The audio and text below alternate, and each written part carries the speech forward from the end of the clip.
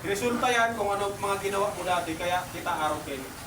Kaya ako arrogant dahil result to nung vision ko si mga nakaano. Dahil gusto ko nang magpatubuhay ko, haloy na, sobra. Nagkataon lang na talagang gustong-gusto ko na. Kaya lang, sabi nga, yan, kung ano tayo, result yan ng mga aksyon na pinagkagawa ta, na naging habit mo. Na naging habit mo. Di ba? Anything na paulit-ulit mong ginagawa, nagiging habit. Tama po? Even yung paglaw sa trabaho, pag nag-absent ka, iba pagmating mo, pero may kulang sa iyo. Tama? Pag nag-skip ka sa eskwelahan, kada yung normal na ginagawa.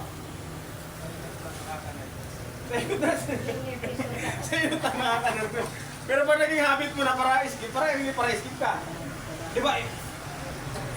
First time mo na nag-inom. Pero pag naghaloy na yan, para inom ka. Masasanay ka. Ay, ano, di ba? May kasabihan na ugalit na ngayon eh. Yun na nga yan. Kunya, sabi nga din, dapat na magbago ko yan. Yung mind setting ta. Kunya ng mind, duwang klase. May tinatawag na conscious mind, tapos may inapod na subconscious mind. Etong subconscious mind, nabuprogram pa na yan sa ayaw at sa gusto mo. Ano nagpo-program dyan? Ito nagpo-program. Basta na yun. Nabuprogram siya genetically, then environmentally. Nabuprogram to, kaya kita araw na ugali minsan dahil minana. Aki pa lang, di ba minsan, iba na ugali. Dahil, ito si ugali ni si Magura. Dara-dara. Ayan. Nabuprogram din siya environmentally. Kaya dapat, be careful daw. Kasi nga, nabuprogram tayo ng nasa paligid natin. Nabuprogram ka ng kaibigan mo. Naprogram ka ng mga napapanood mo, na naririnig mo. Di ba minsan gusto mo magnegosyo? Kaya lang, sabi si Markada mo, ikaw na yung magnegosyo, kita. Yan ganyan networking, kalokohan yan. Imposible nga yan, yung garayaman ng araw yan, tingin ito yan. Kadakol lagang, kaya si mga tao na makakatabang tutuya, ang gagawin nito, papalitan lang nito. Bakit ko nasabi, ginawa ko po yan dati. May mga kabarkada ko dati, pag irinuman. Itong nagpagawa ko ni barkada, nag-aral ko sa si ibang barkada. Sabi niya, friend, dito ka na lang, huwag ka na mag-networking, inom na lang tayo para masaya. May naging barkada ko dati, taga-Irusin. Dumating sa punto na nainggit sa kuya. So, nagka-kotse na ako, di pa siya makapaniwala na may kotse na. Hanggang saan ginawa, biglang silaan ako. Ang ginawa ko, pinalitan ko yung naghalik kami duman. Pag-halik may duman na dikit-dikit na nagpapulibuhay ko. Kasi nga, yung environment doon, pangit sinistaran mo dati. Dahil dati po, nagtatrabaho sa Pizza Hut. Nagkapagkat ako dumating istaran lang. Rice. Kaysa mag-renta, nagpakakuling rice. Kaya lang, si rice na napagal ko. Water. Pag mata mo duman, iba paro. Minsan matangak, may nagtadaralagan, may nagdaralamagan. Diba? Ikaw duman, nilalamag din pa dito. Pero tunto sa Las Piñas. Yung galing aki ko, nagtakulang duman, iba. E sabi nga, gusto mo magbago, baguhin mo yung environment mo. Napaprogram din to, napaprogram din siya ng ng mga kaibigan, kung malaking influence talaga ng kaibigan. Sobrang laki ng kaibigan, sobrang laki. Kaya dapat pipiliin mo yung kaibigan mo kasi di ba sa eskwela may kasabihan, tell me who your friends and I will tell you who you are. Di ba sir? Sa mga estudyanteng mga matatalino, magkaibahan yan. Mga palpal, magkaibahan din. Mga paraino, magkaibahan din. Si mga manlandi, magkaibahan din. Di ba? Kasi birds with the same feather are the same birds. Iribahan. Pag napaiba ka duman, manadamay ka. Di ba? Kung di ka paraino, mag-iba ka sa paraino, maging paraino ka. Kaya kung gusto mong yumaman, dapat nag-iba ka duman sa mga taong nagyaraman. Kung gusto mong pag-ubuhay. Kung gusto mong yumaman, dapat yun ang mga barkada mo.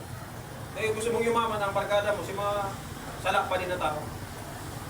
Kaya tandaan, ang responsible kaya kita. Yan. So napoprogram siya. Pinakamaganda lang nito, ito, pag-aki pa talagang no choice. Kung ano nanonood niya, yun sasabihin nun.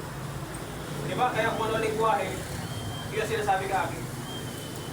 Pero may nahiling online, kasi aki kumali, hindi ko magtaka na, hinot pataram na yun. Kasi si Blippi yung idol niya eh. Puro online. Ang kagandahan lang nito, at a certain age, nag-aabot sa punto na conscious na kita. Minsan ara mo na si tama. Tama? Pag dumating sa punto na ganun, may choice ka na. May choice ka na para baguhin buhay mo. May pagkakataon na magbago ang buhay mo. Ang gagawin mo kayo ang gagawin mo nito, pipiliin mo yung mga napapanood mo araw-araw. Pipiliin mo si Nadadang mo araw-araw. Pipiliin mo si Barkada mo araw-araw. Situin na yung mga napapanood mo, naririnig mo, dapat makakatulong para sa future. Tama? Kasi kung hindi makakatulong yan, let go mo na. Ano-ano mga di makakatulong sa'yo para sa future mo kung gusto mo magyaman. Kanapon sa tuwing, nagpapanood pa teleserye. Ano kayo ng oras, mga anong oras ngayon, ano ba ngayon sa palwa. Nakaka-stress pa yun eh. Unconsciously, di mo alam. Emotionally, naaapektuhan ka nung napapanood mo. Di ba? Di ba yung dating probinsyano, grabe, inabutan pa ito ni tatay. Batang Quiapo. Probinsyano dati, napanood pa ito ni tatay. Isipin yung pirang itong taon. Inabuting araw itong kahaloy. Di ba? Ang madata na-influensyan ka. Pag si Bida gaganda nun, nag-create ka ng energy. Di ba? Ang madata, pag Biyernes, papadilin na si Bida. Ang good ka maray, duman sa kontrabida. Ito matinditin mo ha, pag abot ng Sabado, parehong oras, si isip mo, yaon duman sa paluwas. Baka ngayon, padilin na si ano. Grabe nga. Unconsciously, nag-create ka ng energy. Nantay man makakatapang eh. Ang masakit kayo ang mga mayayaman sa paluwas, ang dadata ka ugali. Naka-mindset kita na dapat tios ka. Pag tios ka, ika-bida. Na dapat sala.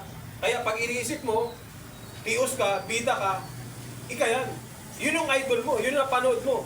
Bakit? Na-influensyan ka nung napanood mo na narinig. Kaya okay lang sa iyo na araw yan na buhay. Naging kontento ka, naging komportable ka. Na, hindi pala dapat. Tama? Hindi pala dapat. So, tandaan natin. Conscious ka na, basta araw mo na makakatabang, magpapalit ka. Then,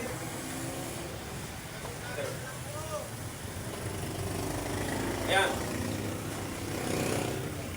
Mag-create ka kasi ng emotion. Tandaan, ang emotion pala, yan yung ultimate power o ultimate na energy mo. Sa emotion, pwedeng mabuhay ang tao, pwedeng makagala ng tao. Di ba? Kasi in love ka emotionally. Di ba? Na-in love ka or minsan nasasaktan ka. Pag nasaktan ka, pwede ka makadisgrasya ng tao. Kaya dapat ang emotion, dapat nakukontrol yan from time to time. Dapat di ka nagpapadala sa emotion. Ayan. Yan, ano gagawin mo para magbago? Dapat daw tataw ka mag-imagine. Sabi nga ni Einstein, imagination is powerful than knowledge. Kadakol mga galing. Kadakol ako mga ka-eskwela, ang tatalino. Isa kong barkada matalino, mekaniko ning reaper mo dyan. Matalino. Kaya lang, mekaniko ning reaper. Sa eskwelahan, Uya Sinda, uya lang ko dito. Ropor lang ako dati dyan. Matalinaw lang ako. Yun pala, kaya araw-araw ka ito dahil yung interest ko dumanmayo. Hindi ako naniniwala may bubunta. Wala lang yung interest. Hindi mo lang nakukuha yung interest ng tao. The moment na makuha mo yung interest ng tao, yung potential ng tao maluwas. Lalabas. Ako lumabas potential ko eh. Hindi ko akalain na magkakaganto ako dati. Ginusto ko lang. Pinalitan ko lang mga kaibigan ko. Unti-unti nagbago. So yung ginagawa natin, yung ganitong klaseng negosyo, hindi lang to more on pera, more on personality development to. Kasi yung pera, kusang lalabas yan, magbago lang yung magbabago karakter ko.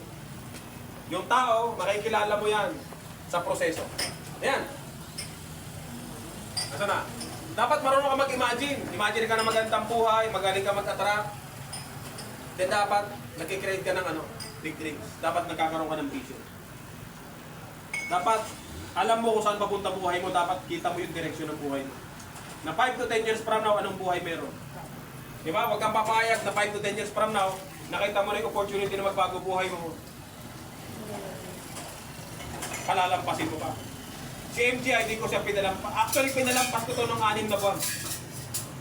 Dami ko nasayang na oras. Kaya nag-full time ako. Nag-umpisa kami July. Nagtrabaho ako January. Ang haba ng oras. Nasayang yung 6 na buwan ko. Kaya lang sabi ko, lahat ng yon naging proseso ng buhay ko. Kailangan lang, ito. Dapat matuto ka mangarap. Halimbawa, gusto mo malaking bahay. It's up to you, create ka na magandang bahay. Sasakyan. Kasi necessity sa sasakyan, ganyan. Kawalaan ng sasakyan. Kaya maulit ka, nag-uuran. Pag mahal ka ng sasakyan, mababasag ka. Pag mahal ka ng sariling araw, palalayason ka pag di ka nagkabayan. May barkada nga niya ako, nahihirang ako. Engineer. Problema pera. Bakit? Yung mindsetting yung mali. May kulang sa mindsetting niya. In-introduce ko sa iya negosyo, puro analyze. Yun yung mali na yun yung pangit sa matalino. Kasi ina-analyze. Paano kung di ako maka-invite? Puro negative eh. Sabi ko mag-positive ka. Paano kung mapahiya ako? Paano kung di ka mapahiya? Karamihan pala mga matatalinong tao, magagaling sa academic, takot silang ma-reject. Takot silang mag-fail. Ako, walang mawawala sa akin. Bumili ka sa hindi, wala sa akin. Hindi ko ma-apektuhan. Kasi wala naman ako nung umpisa eh. Yun yung ano ko dati, yun yung katwiran ko dati. Latagan ko, bili ka sa hindi, okay lang, walang problema, walang mawawala sa akin. Karamihang taong nag-fail, perfectionist. Perfectionist sila. Di ba?